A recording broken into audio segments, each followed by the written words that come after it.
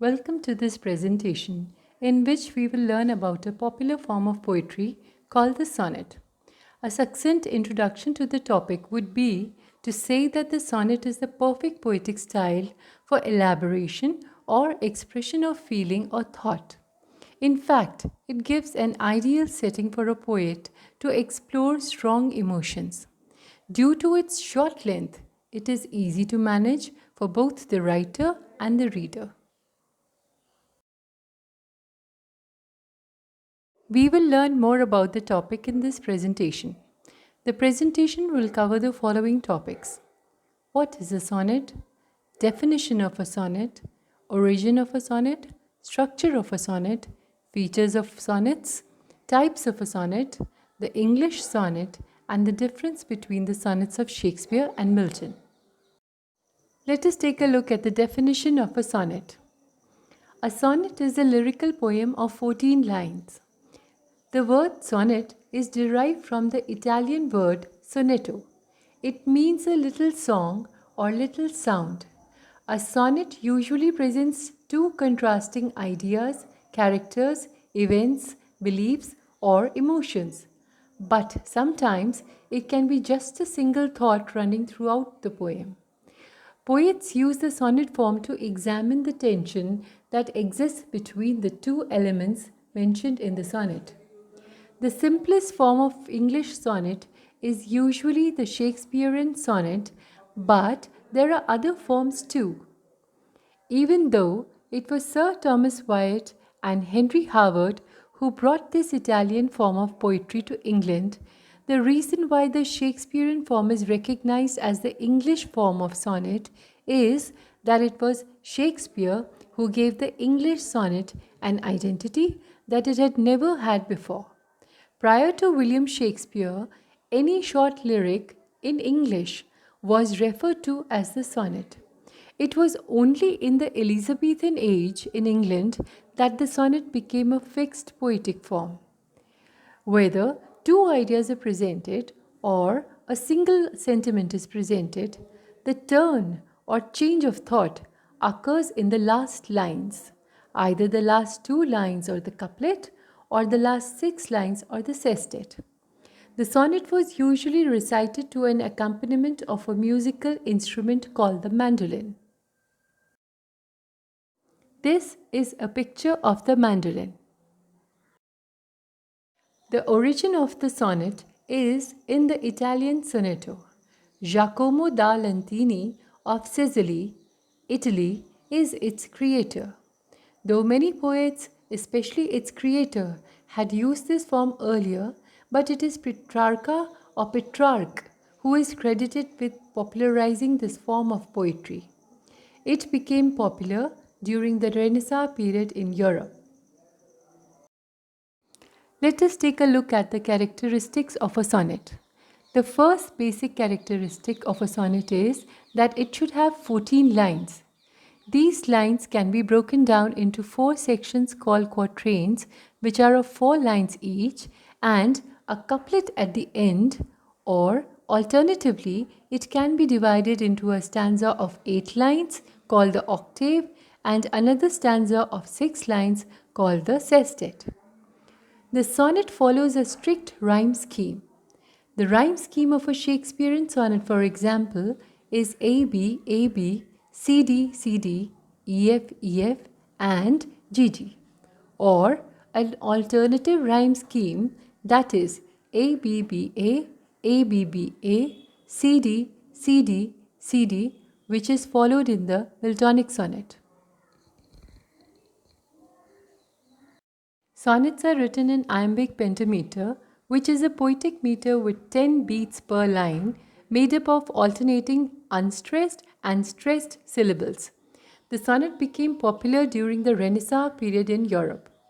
All sonnets are highly structured with strict rules about meter, rhyme, length, and other features.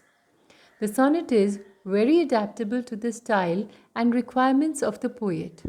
It is long enough to convey the symbols used and provide the details, and at the same time, its short length makes it easy to be handled both by the poet and the reader.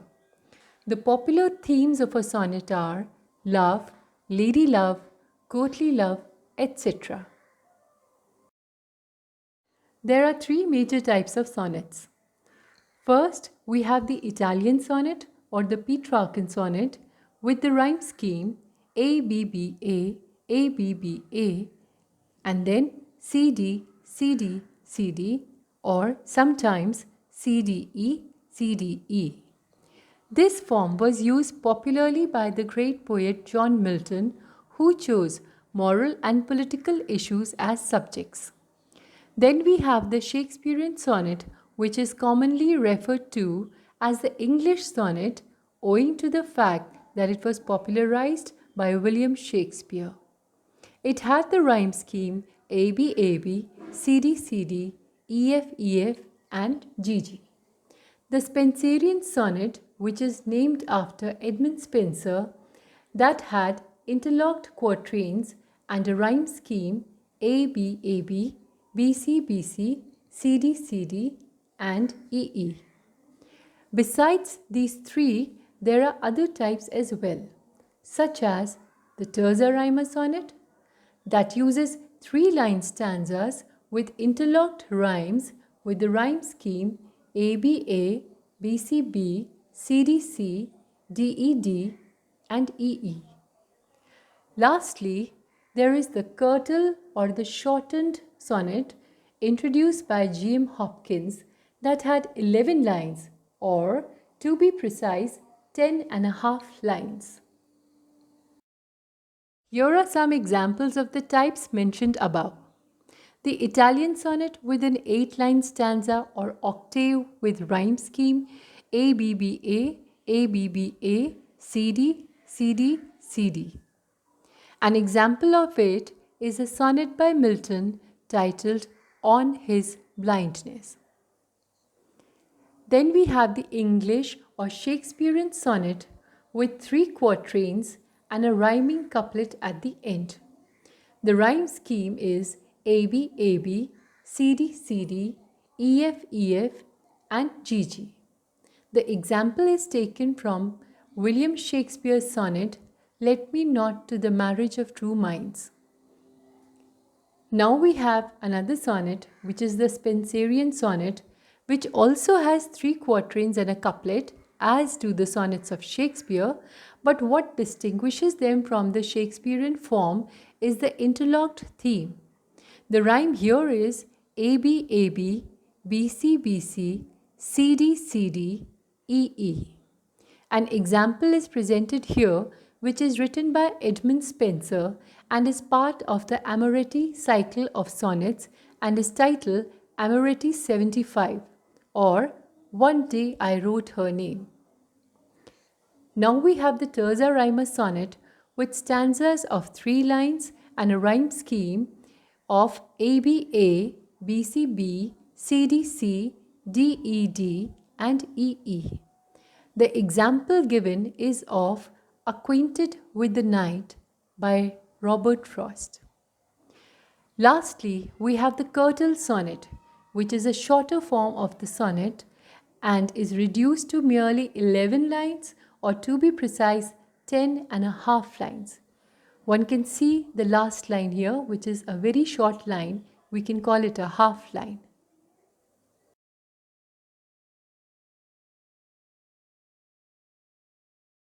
We will take a deeper look at the English sonnet.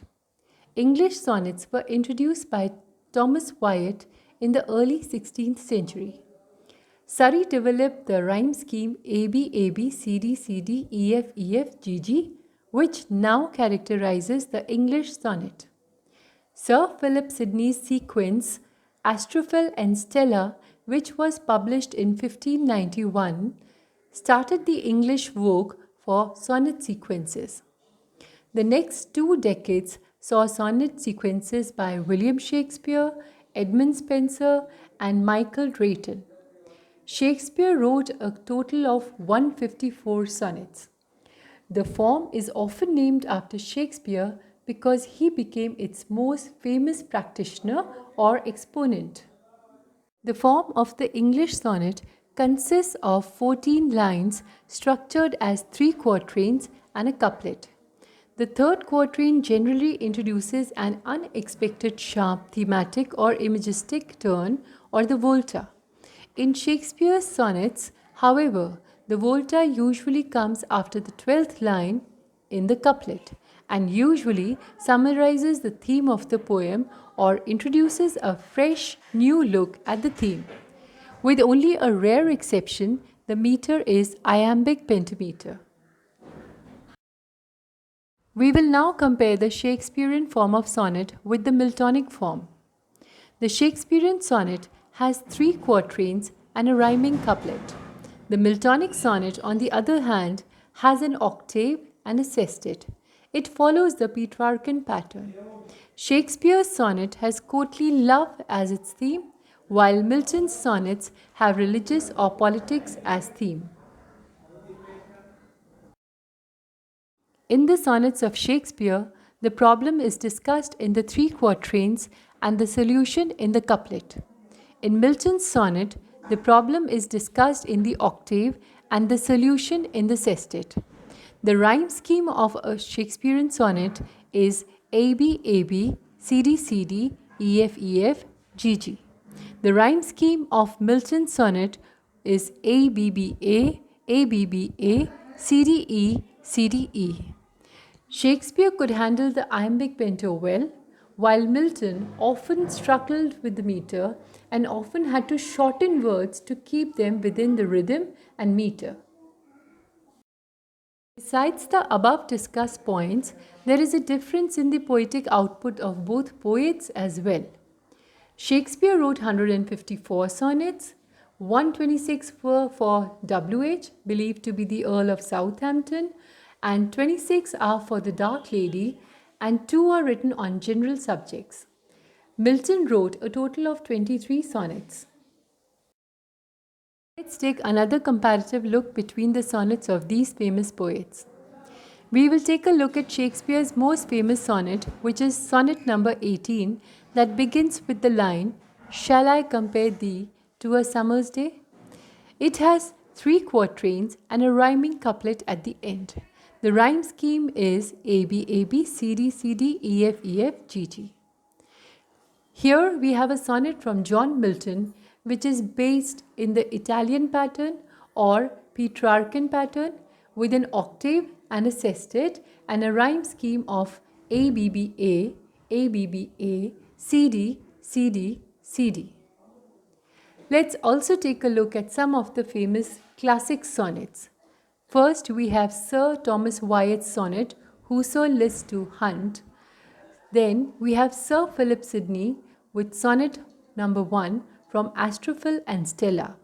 Then we have William Shakespeare's sonnet number 29, John Donne's Death Be Not Proud, William Wordsworth's Composed upon Westminster Bridge, John Keats's On First Looking into Chapman's Homer, Christina Rossetti's Remember, Gerard Manley Hopkins' The Windhover, Edna St. Vincent Millais' I, Being Born a Woman and Distressed, and Tony Harrison's Illuminations I. With that, we come to an end of this presentation. I hope you liked the discussion. Thank you.